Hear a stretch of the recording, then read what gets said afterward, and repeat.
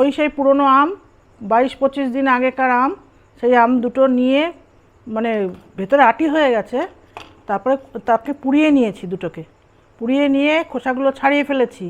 ছাড়িয়ে ফেলে এবারে এগুলোকে গা থেকে সব বার করে নেবো আঁটির থেকে।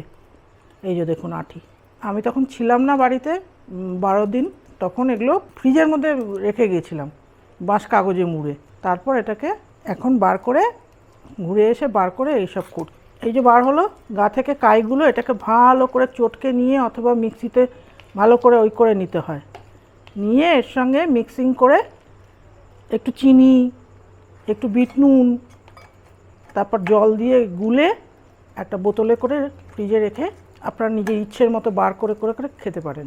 ঠিক আছে, আমি ভালো করে এটাকে গুলে নিচ্ছি, গুলে নিয়ে আপনাকে দেখাচ্ছি, দেখতে থাকুন।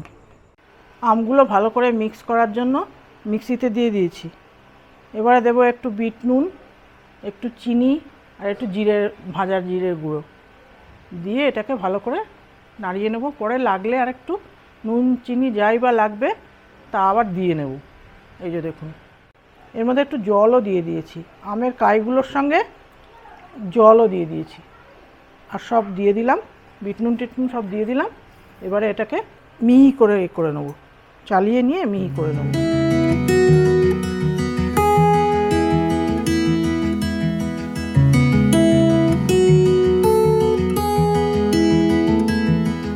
এই যে মিক্সিতে একদম মিক্স করে নিলাম ভালো করে জল দিয়ে, দেখুন এটা রেডি হয়ে গেছে।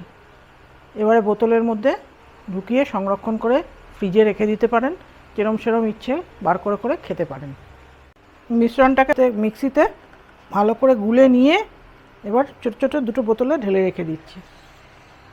এবার ইচ্ছে মতো যেরম সেরম করে খাওয়া যাবে। এই যে দেখুন আম পোড়া শরবত তৈরি হয়ে গেছে। এবার নিন, রেখে দিন ফ্রিজে, একটু ঠান্ডা হোক বা একটু ঠান্ডা জল মিশিয়ে খেয়ে নেবেন কাপ কাপ করে। গরমের দিনে হেভি লাগবে। আপনারাও এরকম বানিয়ে খেয়ে দেখুন, তারপর বলুন কেমন লাগলো, কমেন্ট সেকশানে জানান, এবং লাইক শেয়ারটা তো করবেনই, এবং ভালো থাকো কলকাতা একটা সাবস্ক্রাইব করে দেবেন।